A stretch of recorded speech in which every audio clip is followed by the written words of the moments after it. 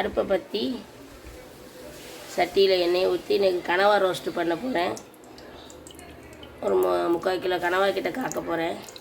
எங்கள் ரோஸ்ட்டுக்கு கொஞ்சம் எண்ணெய் கூட தான் ஊற்றணும். இது நான் பொரித்த எண்ணெய் தான், அதனால் ஊற்றுறேன். என்ன மஞ்சள் ஆக்கின்னு யோசிக்காதீங்க. இது பட்டை ஏலக்காய் போட்டேன். ரோஸ்ட்டுங்கிறதுனால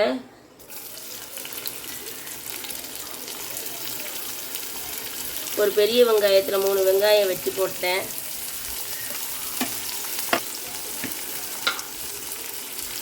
இதுக்கு உப்பு போட்டேன். கருவேப்பிலை போட்டிக்கிறேன்.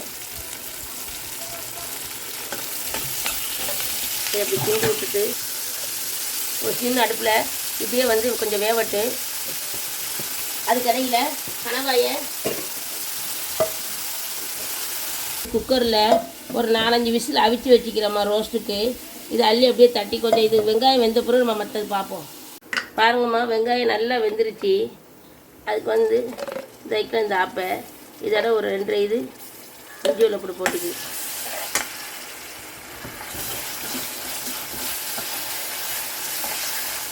இஞ்சியில் போட்டு தக்காளி ரோஸ்ட்டுங்கிறதுனால ஒரு 4 தக்காளி, சின்ன தக்காளியை பெருசாக இருந்தால் 3 போடுங்க.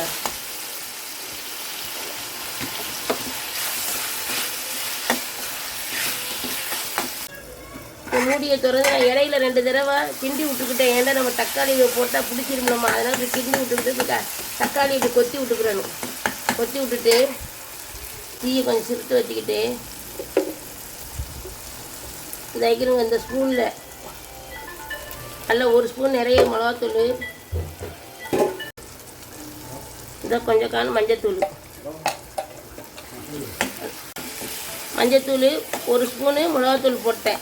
போட்டுட்டு அவிச்சு வச்ச இது கீழே தண்ணியோடு ஊற்றுங்க, பிரச்சனை இல்லை. கனவாயை எல்லாம் நல்லா இப்படி பரட்டி விட்டு உப்பு வந்து நம்ம இதுலேயும் போட்டோம், கனவாயிலையும் போட்டு அவிச்சிப்போம். இது வெங்காயத்துக்கு தகுந்த மாதிரி உப்பு போட்டேன். இப்போ நம்ம டேஸ்ட்டு பண்ணி கொஞ்சம் பார்த்துட்டு இது கொஞ்சம் நேரம் கொதிக்கட்டு. நல்லா கொதித்து இதுங்கட்டு நம்ம அதுக்கு பிறகு தேங்காய் பாலை ஊற்றுவோம். தேங்காய் வந்து ஒரு 5 ஸ்பூன் தேங்காய் அரைச்சி பால் எடுத்து வச்சுக்கிறேன். எல்லாம் வந்து நல்லா இதுன்றுச்சு. லைட்டாக இடையில நம்ம கிண்டி விட்டுக்கிறோம் பிடிக்கும். இப்போ என்ன செய்யணும், நம்ம தேங்காய் பால் எடுத்து வச்சுக்கிறோம்லம்மா, இந்தாங்க 5-6 ஸ்பூன் தேங்காய் பாலை எடுத்து இப்படி கட்டியாக பால் எடுத்து பாலை எடுத்து இப்படி ஊற்றி கிண்டி மல்லிகைக்கு இதில் அது மணத்துக்கு கொஞ்சம் நேரம் இப்படி மேலே போட்டு ரோஸ்ட் ஆகட்டும். தீயை கொஞ்சம் சிரித்து வச்சுருவோம். அது பாட்டுக்குள்ள எண்ணெய் விட்டு வந்துடும். இதான் கனவா ரோஸ்ட்டு.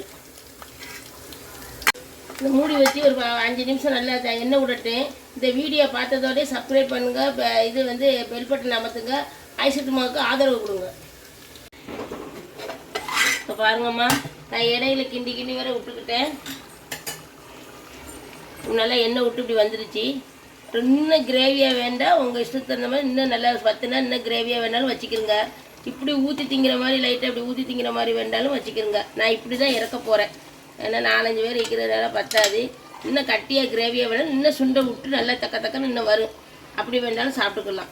இதமாக கனவா கிரேவி பாருங்கள். கனவாலாம் நல்லா நம்ம குக்கரில் அவிச்சதுனால நல்லா அவிஞ்சிருச்சு. செம்ம டேஸ்ட்டாகவும் இருக்கி நல்லா அவிஞ்சிருச்சு. நீங்களும் இதே மாதிரி செஞ்சு பாருங்கள்.